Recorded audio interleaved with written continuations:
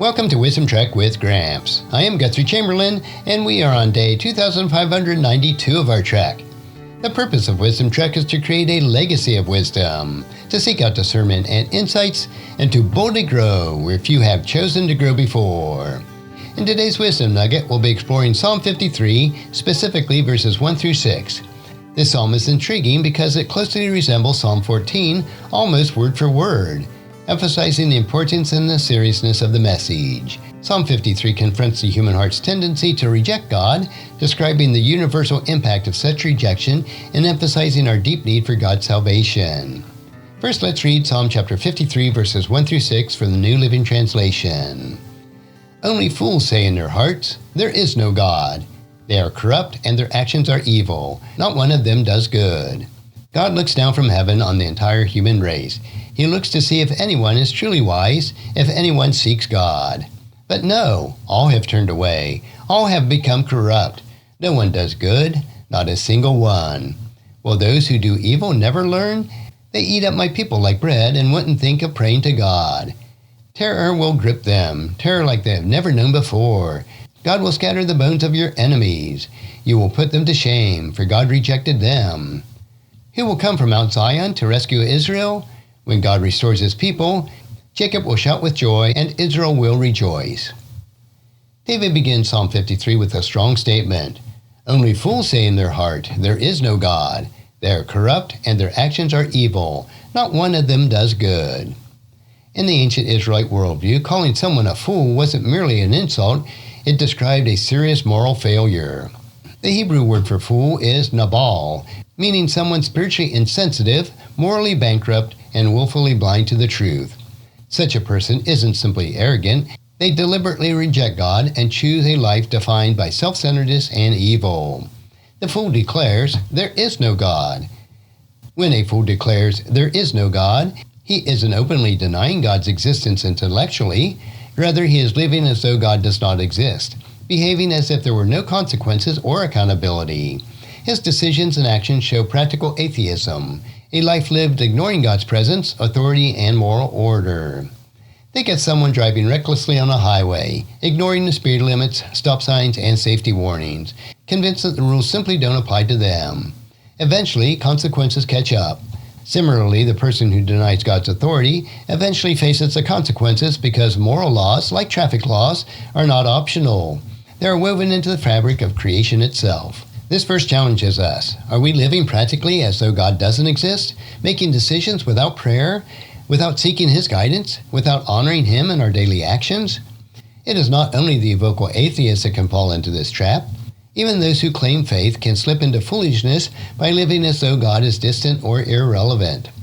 David then describes God's careful observation of humanity in verses 2 and 3.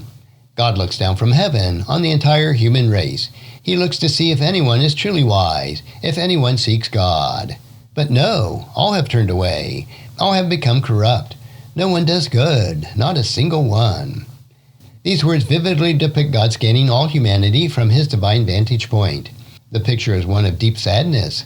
God searches the earth for genuine seekers, people sincerely desiring to know him and living wisely, but he finds widespread rebellion, moral decay, and spiritual indifference. For the ancient Israelites, these words served as a sobering reminder that no one is exempt from sin. Even God's chosen people had repeatedly turned away. Later, the Apostle Paul quotes from the verses in Romans 3, emphasizing humanity's universal sinfulness and its need for God's grace. Imagine a gardener carefully examining his crops, hoping to find healthy plants, but instead he finds weeds and rotten fruit everywhere. That's how God views humanity when left to our own devices. Sin spreads like weeds, choking out spiritual health. This humbles us profoundly. Without God's intervention, we are all lost. Recognizing our universal need for God moves us toward humility, compassion, and a deeper gratitude for God's mercy. In verse 4, David addresses the cruelty resulting from ignoring God. Will those who do evil never learn? They eat up my people like bread and wouldn't think of praying to God. Here David portrays those who reject God as callous and indifferent to others' suffering. They consume God's people like bread, casually and greedily, without remorse or guilt. This vivid imagery highlights how moral insensitivity accompanies spiritual blindness. In ancient Israel, oppression by surrounding nation was common. Powerful rulers and enemies often exploited and mistreated weaker nations, including Israel, believing that there was no divine accountability. David saw firsthand how disregard for God resulted in severe cruelty and injustice. Consider modern-day oppressive regimes or cruel dictators who abuse their power, exploiting vulnerable people for personal gain. They often act without fear, convinced no higher power will hold them accountable. This is the natural outcome when individuals or society live without moral anchor in God. So we must ask ourselves, how do we treat people? Does our belief in God genuinely affect how we interact with others, especially those weaker or less fortunate than ourselves? Genuine faith translates into compassion, kindness, and justice. David confidently declares in verse 5 that God will act decisively. Terror will grip them, terror like they've never known before. God will scatter the bones of your enemies. You will put them to shame, for God has rejected them. Here David emphasizes that the wicked, though seemingly powerful and fearless, will eventually face sudden and overwhelming judgment. This terror isn't mild discomfort, it's a deep shocking fear as the reality of God's justice breaks through their illusion of power. The phrase, scattered the bones, conveys absolute defeat and humiliation, an image familiar to the ancient Israelites from battlefields where defeated enemies were left disgraced and scattered. God's judgment against those who harm his people is serious and decisive. Picture an army suddenly facing defeat. Their confidence is shattered, scattering them in chaos. This captures the shock experience when God confronts those who previously mocked justice and righteousness. This reminds us never to envy those who seem to prosper by doing wrong. Their success is short-lived. Their power is fleeting. God's justice is certain, even if delayed, and his righteousness will prevail. Finally, verse 6 turns toward hope. He will come from Mount Zion to rescue Israel. When God restores his people, Jacob will shout with joy, and Israel will rejoice.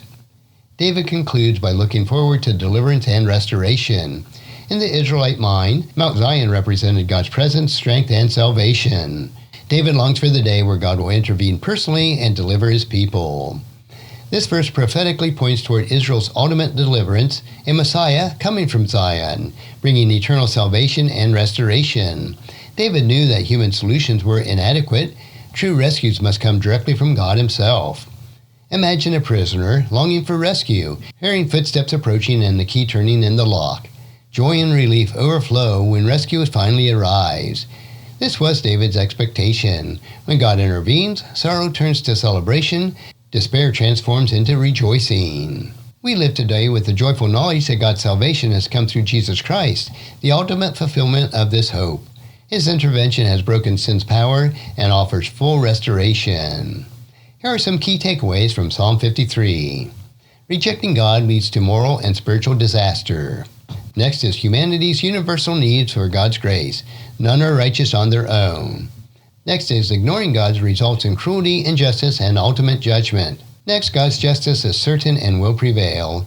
And finally, our ultimate hope and restoration come from God alone.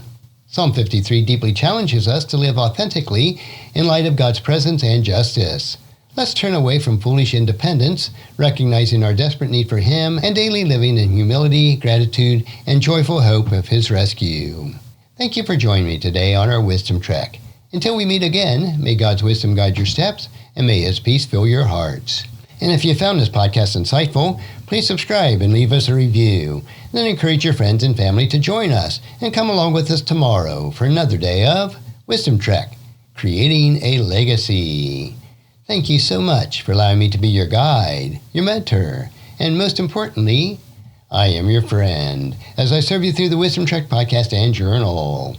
And as we take this trek of life together, let us always live abundantly, love unconditionally, listen intentionally, learn continuously, lend to others generously, lead with integrity, and leave a living legacy each day.